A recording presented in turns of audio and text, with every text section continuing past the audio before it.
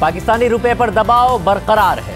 आज भी इंटरबैंक में डॉलर 166 रुपए 91 पैसे का हो गया और ओपन मार्केट में 167 रुपए 32 पैसे पर बंद हुआ। और जो वजूहात सामने आ रही हैं उनमें रिकॉर्ड तिजारती खसारे के साथ साथ अफगानिस्तान की सूरत हाल भी पाकिस्तानी रुपए की गिरावट में किरदार अदा कर रही है, जिसकी तफसीलात हम आपके सामने रखेंगे। पहले आपको बता दें कि मुल्क में करंट अकाउंट खसारे के खतरात पैदा होने के साथ साथ महंगाई जो पहले ही ज्यादा है उसके मजीद बढ़ने के खतरात पैदा हो गए हैं। आज हुकूमत के अपने जारी करदा दादोशुमार के मुताबिक सिर्फ एक हफ्ते में 20 किलो आटे का थैला 27 रुपए मजीद महंगा होकर 1164 रुपए पर पहुंच चुका है, जबकि चीनी जिसे 85 रुपए पर लाने का हुकूमत ने बार बार दावा और वादा किया था वो एक हफ्ते में 1 रुपए 76 पैसे फी किलो मजीद महंगी हो गई है। मुल्क में चीनी की कीमत खुद हुकूमत के आज जारी करदा दादोशुमार के मुताबिक 115 रुपए पर पहुंच गई है। औसत कीमत 107 रुपए 41 पैसे पर पहुंच चुकी है और हुकूमत चीनी की कीमत कंट्रोल करने में मुकम्मल नाकाम नजर आ रही है। एक हफ्ते में चिकन, अंडे, चीनी, आटा, तमाम अशिया की कीमतों में इजाफा हुआ है।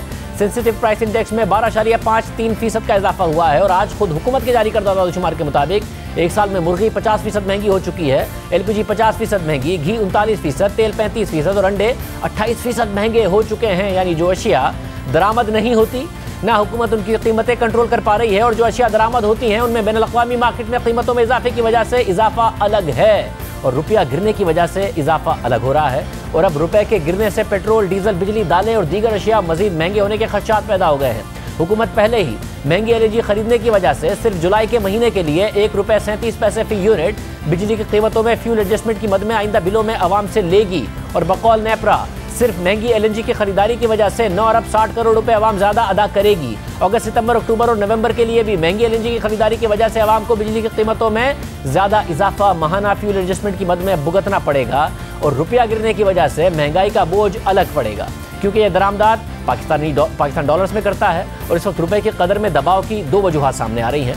एक तरफ अगस्त के महीने में मुल्क की तारीख का सबसे बड़ा तिजारती खसारा यानी 4 अरब डॉलर्स का तिजारती खसारा है, क्योंकि एक्सपोर्ट्स हुकूमती टारगेट से 14.5 करोड़ डॉलर्स कम रही हैं और इंपोर्ट्स अंदाजों से बहुत ज़्यादा यानी 6.3 अरब डॉलर्स रही हैं। और ये 3 माह में 2 दफ़ा हो चुका है कि पाकिस्तान की दरामदाद यानी इंपोर्ट्स 6 अरब डॉलर से ऊपर रही हैं। इस साल पहले जून में और फिर अगस्त में, जिससे करंट अकाउंट खसारे के हुकूमती टारगेट से ज़्यादा होने के खतरात पैदा हो गए हैं और मार्केट में इतने बड़े खसारे के बाइस गैर यकीनी की सूरत हाल पैदा हो गई है। पाकिस्तान के पास इस वक्त 27 अरब डॉलर से ज़्यादा के ज़रिए मुबादला के ज़खायर हैं, जिनमें बड़ा हिस्सा बैरूनी कर्जे का है। और स्टेट बैंक अपनी ऐलान करदा पॉलिसी के तहत मार्केट में डॉलर्स बेचकर रुपए को इस्तेहकाम नहीं दे रहा है, जो माजी के बरक्स एक अहम बात है। अपनी कमिटमेंट पर अभी भी स्टेट बैंक खड़ा है, मगर सवाल यह है कि स्टेट बैंक कहां तक रुपए की कदर गिरने देगा और इस कदर के गिरने से दरामदाद में कमी और बरामदाद में इजाफा होगा या नहीं, क्योंकि अब तक ऐसा नहीं हो रहा है। और 4 अरब डॉलर्स का रिकॉर्ड तिजारती खसारा इस वक्त रुपए की कदर में मजीद गिरावट का बाइस बना है। मगर अब एक और वजह भी सामने आ रही है और मार्केट ज़राए का दावा है कि कोरोना के बाद सफरी पाबंदियों और तरसीलात ज़र यानी रेमिटेंसेस में इजाफे के बाद ऑफिशियल चैनल से आने के बाद मार्केट में डॉलर्स की डिमांड कम और सप्लाई ज़्यादा हो गई थी, इसलिए रुपए की कदर मुस्तहकम हो गई थी। मगर अफगानिस्तान की सूरत हाल ने यह मामला बदल दिया है, क्योंकि पहले अफगानिस्तान में अमेरिका से डॉलर्स आते थे और उससे पाकिस्तान में भी डॉलर्स की सप्लाई रहती थी, जिससे पाकिस्तान के सरहदी इलाकों में डॉलर्स की डिमांड भी पूरी हो जाती थी और तवाज़ुन बरकरार रहता था। मगर अब अफगानिस्तान में तालिबान के कब्जे और अमरीकी इनखला के बाद गैर यकीनी की सूरत हाल पैदा हो गई है। अफगान अवाम पर अपने मुल्क में 200 डॉलर से ज़ायद निकालने पर पाबंदी है। अमेरिका ने अफगानिस्तान के 9.5 अरब डॉलर्स के ज़रिए मुबादला के ज़खायर फ्रीज कर दिए हैं, मुंजमद कर दिए हैं और अफगानिस्तान की अपनी करेंसी के मुस्तकबिल पर सवालिया निशान खड़े हो गए हैं, जिसकी वजह से डॉलर्स खरीदे जा रहे हैं। पाकिस्तान से भी अफगानिस्तान में डॉलर्स का आउटफ्लो हो रहा है और अगर अफगानिस्तान की मुआशी सूरत हाल बेहतर ना हुई तो पाकिस्तान में डॉलर्स की खरीदारी के बाइस पाकिस्तानी रुपए पर दबाव बरकरार रह सकता है। इस पर बात करेंगे हमारे साथ chairman exchange companies association of Pakistan Malik Bostan साहब मौजूद। मलिक बोस्तान साहब, बहुत शुक्रिया कि दुरुस्त है कि जो ज़ाहिर एक तिजारती खसारा है उसकी वजह से रुपया पर दबाव नज़र आ रहा है, मगर अफगानिस्तान की सूरत हाल भी इसका बाइस बन रही है। मार्केट में इस वक्त डिमांड है और सप्लाई का जो इक्विलिब्रियम है वो डिस्टर्ब हो गया है।